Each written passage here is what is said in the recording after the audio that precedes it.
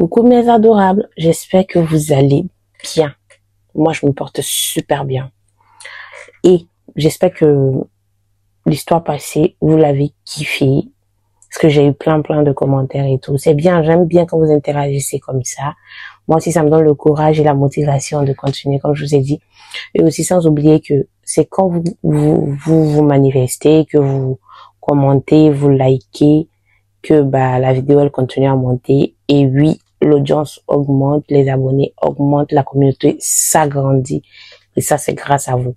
Moi, tout ce que j'ai à faire, c'est de bien apprendre, bien réciter l'histoire des gens. Et c'est ce que je fais. Alors, l'histoire que je vais te raconter aujourd'hui là, est-ce que tu es prêt même pour écouter? Faut pas regarder mon look d'aujourd'hui. Oui, je suis une femme mondaine et je l'assume. Alors, l'histoire d'aujourd'hui, vraiment, il te faut un thé, un mouchoir même à côté de toi s'il le faut. Pose-toi bien et concentre-toi sur l'histoire. Pardon, faut pas te fâcher d'abord pour le début. Je vais te donner les détails de l'histoire avant que tu te fâches. Et puis, il faut attendre de finir d'écouter toute l'histoire avant de commenter. C'est mieux, hein. L'histoire d'aujourd'hui, là, c'est une jeune fille de 25 ans qui vient nous raconter que sa maman a fait enfant avec elle, son mari. Oui, tu as entendu. Elle a 25 ans. Sa maman a 49 ans. Sa maman de 49 ans là, a eu enfant avec elle, son propre mari, son mari légitime. Son monsieur, je suis présent. C'est avec lui que sa maman allait faire enfant.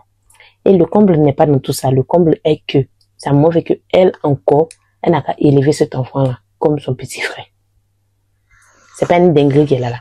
Faites pas attention, mon bébé doit à côté. C'est pas une dinguerie qu'elle a. Ma mère a fait un enfant avec mon mari et elle veut que j'élève cet enfant-là comme mon propre petit frère. J'ai 25 ans. Actuellement, là où je suis là, je ne sais pas si je dois pleurer, si je dois crier ou si je dois me pendre. Je suis mariée depuis 5 ans à mon mari. Nous n'étions pas riches, mais on n'était pas pauvres aussi parce qu'on se débrouillait. Lui, il était dans la livraison et moi, je coiffais beaucoup à la maison. On vivait notre vie tranquille dans un 2 pièces. Et après, ma mère, elle est tombée malade. Donc, elle est venue chez moi parce que ma mère, elle vivait au village. Lorsqu'elle m'a informé de sa maladie et tout, je me suis dit, oui, le fait qu'elle est au village, il y a personne là-bas pour l'aider, que peut-être que c'était la fatigue et tout. Donc, j'ai parlé avec mon chéri, j'ai de négocier avec lui pour que ma maman vienne chez nous, histoire de se reposer. Pour moi, ça, c'était normal parce que ma mère, elle m'a élevée toute seule. Donc, je me disais que je lui devais tout ça, en fait.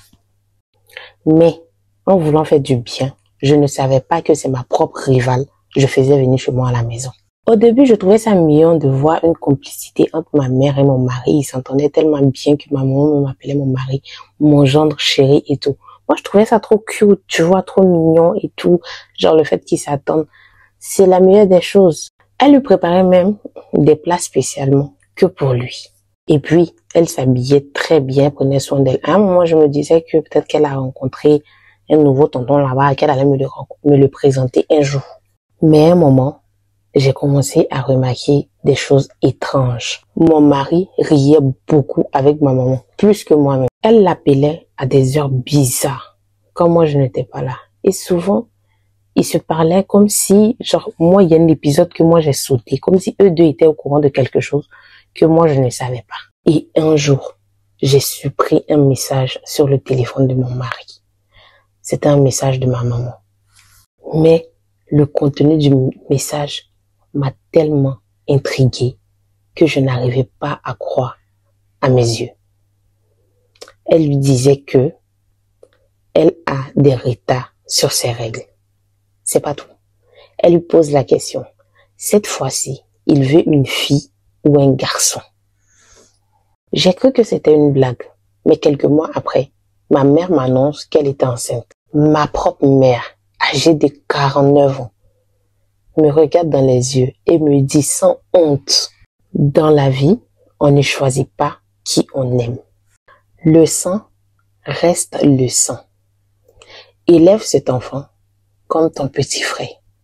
Je ne comprenais pas. Je l'ai regardé, j'ai dit, je comprends pas ce que tu me dis. Quel enfant? Et là, elle me dit, ne laisse pas la rancune gâter ta destinée. Je deviens folle. Mon mari ne dit rien. Il a même acheté des vêtements pour ce bébé. Et moi, je dois continuer à faire le riz, à sourire comme une idiote, pendant que mon mari dort auprès de ma mère, sous mon propre toit.